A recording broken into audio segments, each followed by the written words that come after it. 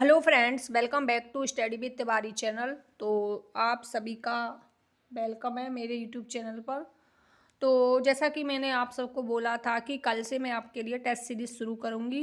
Golden test series के नाम से ये टेस्ट सीरीज का नाम रखा है मैंने। इसमें आपको महत्वपूर्ण क्वेश्चन मिलेंगे जो विविध परीक्षाओं में पूछे गए, जैसे कि हाईकोर्ट एलडीसी परीक्षा में, आरजेएस परीक्षा में पूछा गया क्वेश्चन है। तो मैं आपसे एक बात कहना चाहूँगी, यदि आपको क्वेश्चन की प्रैक्टिस करनी है, अभ्यास करना है, तो प्रीवियस ईयर क्वेश्चन के माध्यम से ही अभ्यास करें, क्योंकि ज़्यादातर एग्ज़ाम में रिपीट होते हैं क्वेश्चन। या तो आपको उसके आसपास से पूछा जाएगा या जैसा है वैसा पूछा जाएगा। आप इसमें देख सकते हैं कि 2013-14 में पूछा गया क्वेश्चन 2017 में पूछा गया है। तो मेरा मानना है कि आप यदि प्रैक्टिस करना चाहते हो थ्योरी पढ़ के क्वेश्चन आंसर की, तो आप प्रीवियस ईयर क्वेश्चन ज़रूर देखें। तो आज की क्लास को शुरू करते हैं। निम्नलिखित में से कौन सा शब्द शुद्ध है? तो गाइज, मैंने आपको काफ़ी बार बोला है, जब से मैंने क्लास लेना शुरू किया है यूट्यूब पे, तब से बोला है कि जब भी आप क्वेश्चन को पढ़ें तो अच्छे से पढ़ा करें। ये नहीं आपको पेपर देने के बाद इस बात पर पछतावा हो कि मैंने क्वेश्चन ध्यान से क्यों नहीं पढ़ा। तो आप इस पर विशेष फोकस करें। इसमें पूछा है शब्द शुद्ध। क्या पूछा है? शब्द शुद्ध है। तो देखते हैं इसमें आशीर्वाद, आशीर्वाद, आशीर्वाद और आशीर्वाद। अब आपको पता है इसमें क्या है, मैं आपको बता देती हूँ नीचे एक्सप्लेन करके कि आशीर्वाद में विसर्ग संधि है। इसमें क्या हुआ है? आशी ही धनुवाद, ये रे लेवे आते हैं, तो इसमें विसर्ग का क्या हो जाता है? रे हो जाता है, जो आगे के वर्ड पर चढ़ता है, ना कि से पर होता है। ज़्यादातर से पर दे दिया जाता है जो अशुद्ध होता है। तो इसका शुद्ध रूप क्या होगा? आशीर्वाद। नेक्स्ट क्वेश्चन है इसमें, हंस पद किस विराम का एक और नया नाम है? हंस पद किस विराम का एक और नाम है? तो स्टेनोग्राफर परीक्षा 2021 में पूछा गया क्वेश्चन है। अल्प विराम, त्रुटि विराम, लोप विराम या पूर्ण विराम। अब आपको पता है अल्प विराम का कैसा चिन्ह होता है? इस प्रकार से। त्रुटि विराम, हंस पद और त्रुटि विराम एक ही शब्द हैं, दोनों एक ही इनके चिन्ह होते हैं। जिस प्रकार से कोई वाक्य छूट जाता है, इस प्रकार से हम जो लगाते हैं उसको बोलते हैं हंस पद या त्रुटि विराम।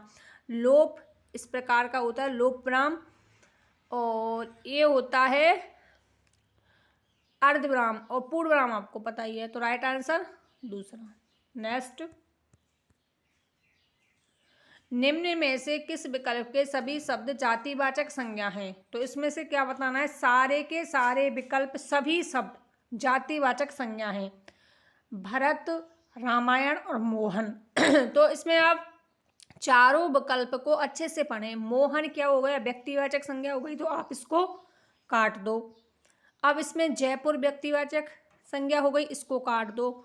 गंगा व्यक्तिवाचक संज्ञा हो गई, इसको काट दो। तो बचा सिर्फ आपके पास सेकंड विकल्प। तो इसका राइट आंसर कौन सा हो गया? सेकंड विकल्प, क्योंकि पुस्तक भी जातिवाचक है, पहाड़ भी जातिवाचक है और नदी भी जातिवाचक है। नेक्स्ट देखो, ये PSI एग्जाम में पूछा गया क्वेश्चन है 2021 में। निम्नलिखित में से विलोम युग्म है? तो गाइज ध्यान से पढ़ें क्वेश्चन को, इसमें पूछा है सही। निम्नलिखित में से विलोम युग्म है? शामिश का आमिष, मूढ़ का विमूढ़, शुकर का दुष्कर और विज्ञ का अभिज्ञ। अभिज्ञ बताइए कौन सा होगा? तो राइट आंसर होगा, देखो, शामिश का आमिष नहीं होता, शामिश का होगा निरामिष। तो ये गलत हुआ। मूढ़ का विमूढ़ नहीं होता, अमूढ़ होगा, ये भी समानार्थक शब्द हो गए। विज्ञ का अभिज्ञ नहीं, इसमें आपको ऐसा लग रहा होगा कि विज्ञ का अभिज्ञ होगा, लेकिन इसमें अभी उपसर्ग है, ना कि आ उपसर्ग। ध्यान रखना है इस चीज को, इसमें अभी उपसर्ग है, ना कि आ उपसर्ग। तो अभी धन ज्ञ, अभी मतलब विशेष रूप से जानकर, और भी ज्ञ विशेष रूप से जानकर, दोनों ही समानार्थक हो गए, तो ये गलत। शुकर माने अच्छा करने वाला, दुष्कर माने बुरा करने वाला, तो ये बिल्कुल सही है। नेक्स्ट देखो, ये द्वितीय श्रेणी शिक्षक परीक्षा में पूछा गया है, सेकंड ग्रेड में। मानसिक शब्द बना हुआ है। मानस धन एक, मनस धन एक, मानसदन एक और मनसदन एक। गाइस मैं आपको एक बात कहना चाहूँगी, जब हमारे ऊपर एग्ज़ाम का प्रेशर होता है ना, तो हम इतने सिंपल सिंपल क्वेश्चनों को गलत करके आ जाते हैं जिनका हमें बार बार पछतावा होता है घर आके। तो मैं आपको एक बात कहना चाहूँगी कि आप चारों ही विकल्पों को ध्यान से पढ़ें, अच्छे से पढ़ें, रिलैक्स मूड में पढ़ें। देखिए इसमें ये दोनों विकल्प तो होंगे नहीं इसमें। अब आपको देखना है, इसमें यहाँ पर हलंत नहीं है और इस पर हलंत है, तो ये भी आपको ध्यान रखना है। हलंत वाला होगा, हलंत विहीन नहीं होगा, हलंत सहित होगा। मनश धन इक, क्योंकि इक जब जहाँ भी इक प्रत्यय जुड़ता है वो अपने आगे का जो वर्ड होता है उसमें आदि वृद्धि कर देता है। तो इस प्रकार ये बना मानसिक। ओके, नेक्स्ट, किस क्रम में उपसर्ग का सही प्रयोग नहीं हुआ है? क्या पूछा है इसमें? नहीं हुआ है। निलंबन नी बिल्कुल सही है, निराकरण निर बिल्कुल सही है, अपहरण अपधन हरण बिल्कुल सही है। लेकिन दुर्योधन, यहाँ पर देखिए इसमें दु है लेकिन दुर्धन योधन, दुर है धन ओधन, है ना। तो इसमें कौन सा हो गया? दुर। कौन सा होगा इसमें? दुर होगा, ना कि दु। तो ये गलत हुआ।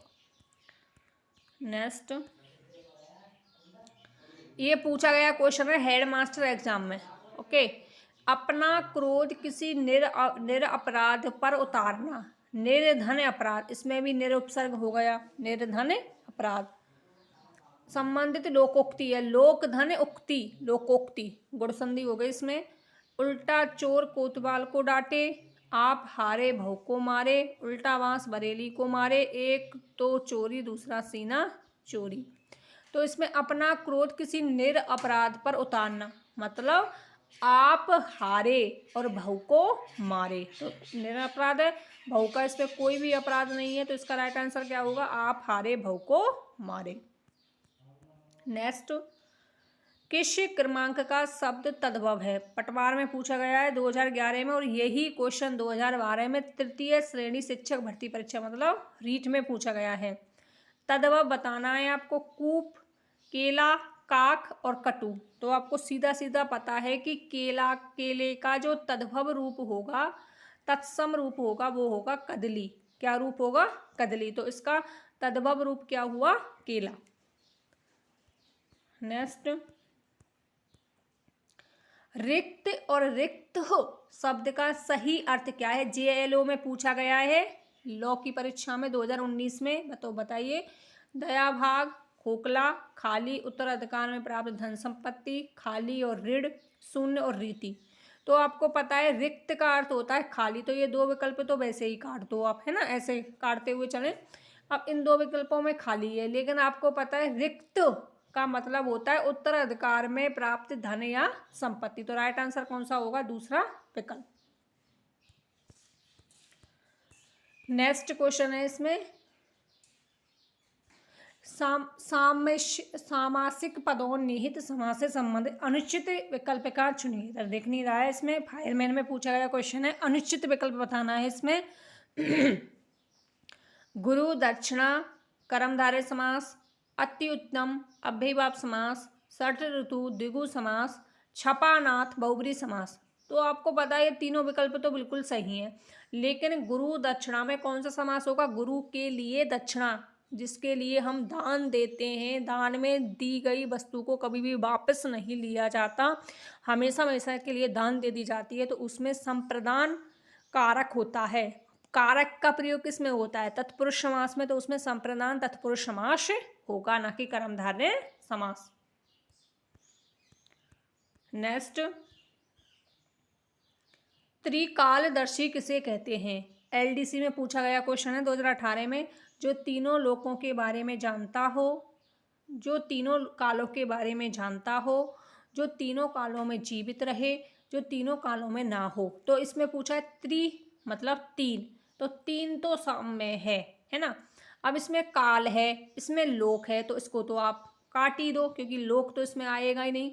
अब त्रिकालदर्शी, दर्शी मतलब देखने वाला, दर्शन करने वाला, तो जीवित होगा नहीं। ना हो ये भी नहीं होगा। तो राइट आंसर कौन सा हो गया इसमें, जो तीनों कालों के बारे में जानता हो। तो मैं आपको कहना चाहूँगी कि ऑप्शन को अच्छे से देखें, है ना, इसमें से डिलीट करते हुए जाएं। तो 3 विकल्प तो वैसे ही निकल गए। तो राइट आंसर कौन सा बचा, दूसरा विकल्प। नेक्स्ट, हाथी का पर्यायवाची शब्द नहीं है। पटवार मुख्य परीक्षा में पूछा गया है 2016 में, नहीं है पूछा है हाथी का। मतंग, करी, पुंडरीक और नाग। आपको पता है मतंग भी हाथी के बोलते हैं, करी भी और नाग भी, लेकिन पुंडरीक किसका है, पुंडरीकाक्ष। आपने पता होगा पुंडरीकाक्ष मतलब पुंडरीक बोलते हैं कमल का। तो पुंडरीक किसका पर्यायवाची हुआ, कमल, ना कि हाथी का। नेक्स्ट क्वेश्चन, फॉरवर्ड का सही पारिभाषिक शब्द है। पटवार भर्ती परीक्षा 2013 में पूछा गया है। परवर्ती, अग्रवर्ती, समवर्ती और आवर्ती। रेकरिंग को तो बोलते हैं आवर्ती। तो फॉरवर्ड करते हैं ना, फॉरवर्ड कर दो इसको अग्रवर्ती। क्या होगा ये, अग्रवर्ती। तो गाइज ये थे 15 से 20 क्वेश्चन, जैसा कि मैंने आपको बोला था। मेरा मानना है कि आप जो भी क्वेश्चन या अभ्यास करें उसको प्रीवियस ईयर क्वेश्चन का अभ्यास करें। यदि आपको अभ्यास ही करना है तो प्रीवियस ईयर का करो। मैंने इसमें सारे के सारे प्रीवियस ईयर क्वेश्चन, पटवार का हुआ, जेएलओ का हुआ, एलडीसी का हुआ, रीट का हुआ, second grade, first grade, head master, जितनी भी परीक्षाएं उनमें से क्वेश्चन को सेलेक्ट किया है और वो आपके टेस्ट सीरीज के रूप में आपके लिए लेकर आई हूँ। यदि आपको सेशन अच्छा लगा हो तो लाइक, शेयर और कमेंट करना ना भूलें। अपने साथियों के साथ भी इसको शेयर करें। मिलते हैं नेक्स्ट टेस्ट में। Bye bye, take care all of you.